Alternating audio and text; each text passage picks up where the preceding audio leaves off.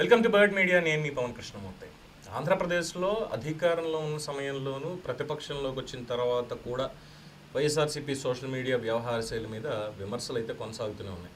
ముఖ్యంగా ప్రత్యర్థి రాజకీయ నేతలు, ప్రభుత్వ పెద్దలు, రాజ్యాంగబద్ధ పదవుల్లో ఉన్న వ్యక్తులు, వాళ్ళ కుటుంబాలను, వాళ్ళ వ్యక్తిగత జీవితాన్ని కూడా లక్ష్యంగా చేసుకొని తప్పుడు ఆరోపణలు, మార్ఫింగ్ వీడియోలు, అభ్యంతరకరమైనటువంటి పోస్టులు, అలాగే వ్యక్తిగత దూషణలతో కూడిన ప్రచారం సాగుతోంది అన్నటువంటి ఆరోపణలు ఆ పార్టీ మీద బలంగా ఉన్నాయి. ఇక కూటమి ప్రభుత్వం అధికారంలోకి వచ్చిన తర్వాత ఈ డిజిటల్ ప్రచారం మీద పోలీసులు చట్టపరమైనటువంటి చర్యలకు దిగడం, కేసులు నమోదు చేయడం, నిబంధనలకి విరుద్ధంగా ఉన్న కంటెంట్పై సోషల్ మీడియా సంస్థలకి ఫిర్యాదులు చేయడం మొదలైంది. అండ్ దీనికి సంబంధించి చట్టపరమైనటువంటి చర్యలు మొదలైన నేపథ్యంలో వాళ్ళ సోషల్ మీడియా అకౌంట్స్, పోస్టులు, డిజిటల్ కంటెంట్ మీద ప్రభుత్వ సంస్థలు లేదా సోషల్ మీడియా ప్లాట్ఫామ్లు చర్యలు తీసుకోకుండా రక్షణ కల్పించాలి అని చెప్పి వైఎస్ఆర్సీపీ ఇప్పటికి అనేక సార్లు కోర్టుకు వెళ్ళింది, అందరికీ తెలిసిందే. ఇక వాళ్ళ డిజిటల్ కార్యకలాపాలకి న్యాయపరమైనటువంటి రక్షణ లభిస్తే, అంటే పర్లేదు బాబు, మీరు ఏదన్నా వేసుకోండి, భావ ప్రకటన స్వేచ్ఛ, మీడియా స్వేచ్ఛ అనేటువంటిది ఉంది కాబట్టి మీరు మీ ఇష్టం వచ్చింది వేసుకోండి అంటూ కోర్టులు ఓకే చెప్పేస్తే, ఇక ప్రభుత్వం మీద కావచ్చు, ఇందాక చెప్పినటువంటి వాళ్ళ వ్యక్తులందరి మీద కావచ్చు, ఇంకా దూకుడుగా ఈ తప్పుడు ప్రచారాలు సాగించేందుకు అవకాశం ఉంటుంది అనే రాజకీయ విశ్లేషణలు కూడా మనం గతంలో చూసాం. అయితే ఈ సోషల్ మీడియాలో భావ ప్రకటన స్వేచ్ఛకి హక్కు ఉన్నప్పటికీ అది చట్టాన్ని ఉల్లంఘించడానికి లైసెన్స్ కాదు అనేటువంటి విషయం ఈ న్యాయ పోరాటాలతోటి వాళ్ళకే కాదు సమాజానికి కూడా మరోసారి తెలిసొచ్చింది.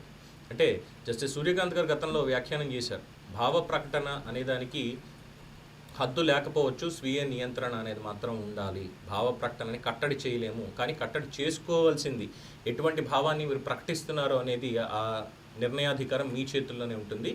దాన్ని చట్టాన్ని ఉల్లంఘించడానికి లైసెన్స్ ఇచ్చినట్టు కాదు అనేది కూడా స్పష్టం చేశారు.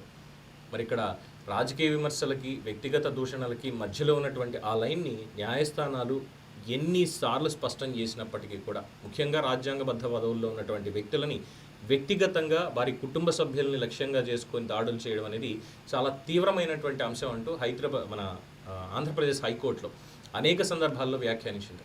తాజాగా వైఎస్ఆర్సీపీకి చెందినటువంటి జగనన్న కనెక్ట్స్ ఇలాంటి సోషల్ మీడియా హ్యాండిల్స్, ఆర్టికల్స్ తొలగింపుకు సంబంధించి నోటీసుల విషయంలో వైఎస్ఆర్సీపీ సుప్రీంకోర్టు దాకా వెళ్ళింది. కాకపోతే అక్కడే సుప్రీంకోర్టు షాక్ ఇచ్చింది. పిటిషన్ని మేము ఇక్కడ విచారించేందుకు నిరాకరిస్తున్నాము, మీకు తగిన ఆధారాలుంటే సంబంధిత హైకోర్టునే మీరు ఆశ్రయించాలి తప్ప ఇంకోటి కాదు అని సూచించింది. దాంతో ఈ పరిణామం అటు రాజకీయంగాను న్యాయపరంగా కూడా వైఎస్ఆర్సీపీకి ఎదురు దెబ్బగానే మారింది. అంటే కోర్టు రక్షణ దొరకల. ఇక న్యాయస్థానాల నుంచి సోషల్ మీడియా కార్యకలాపాలకి ఎలాంటి బ్లాంకెట్ ప్రొటెక్షన్, అంటే క్లియర్ కట్గా మీరు చేసేసుకోండి పర్వాలేదు, మిమ్మల్ని ఎవడ ఆపలేడు అన్నటువంటి ప్రొటెక్షన్ లభించకపోవడంతో ఇప్పుడు వైఎస్ఆర్సీపీ సోషల్ మీడియా వ్యూహం మరో కోణంలో చర్చకు వస్తుంది.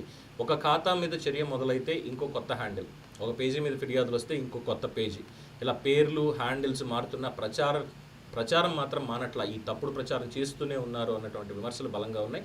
అధికారిక ఖాతాల మీద చర్యల్ని తప్పించుకునేందుకు దానికి ఆల్టర్నేట్ డిజిటల్ నెట్వర్క్స్ని కూడా ఉపయోగిస్తున్నారు అనేది కూడా తేలుతోంది.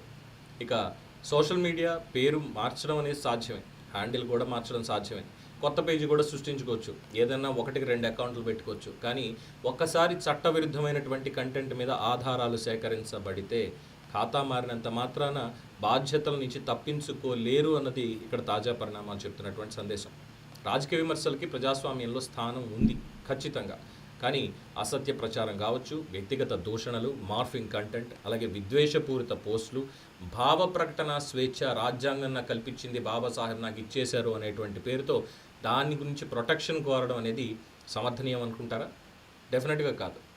సో వైసీపీ సోషల్ మీడియాకి ముందున్నది ఒకటే, మీరు రాజకీయ పోరాటం చేయాలంటే సోషల్ మీడియానే కాదు ఏదన్నా చేసుకోవచ్చు. అది ఇంకా మాట్లాడితే ఇది ప్రతి ఒక్కరికి కూడా, ఈవెన్ ఇండివిజువల్స్, రాజకీయ పార్టీలు మాత్రమే కాదు, ఆర్గనైజేషన్స్ కావచ్చు, ఇండిపెండెంట్ జర్నలిస్టులు కావచ్చు, లేదంటే డిజిటల్ క్రియేటర్స్ కావచ్చు, ఇన్ఫ్లుయెన్సర్స్ కావచ్చు, కామన్ మ్యాన్ కూడా కావచ్చు అండి.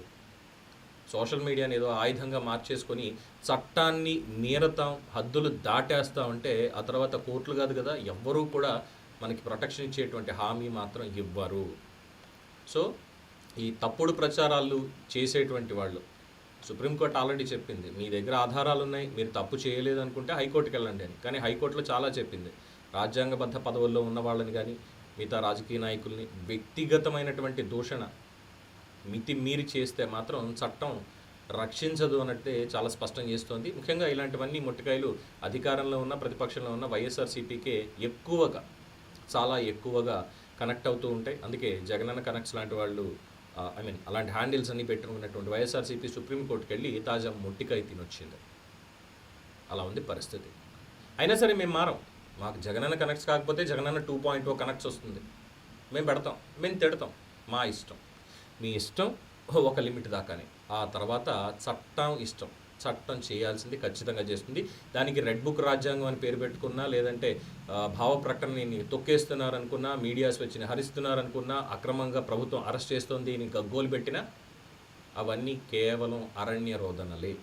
అది ఎవరికైనా సరే వర్తిస్తుంది. ఇది దీనికి సంబంధించినటువంటి update. For more updates keep watching the bird media. ఈ వీడియో మీకు నచ్చినట్లయితే లైక్ చేయండి, షేర్ చేయండి, సబ్స్క్రైబ్ చేయండి. మరిన్ని అప్డేట్ల కోసం మా వాట్సాప్ ఛానల్ను ఫాలో చేయండి.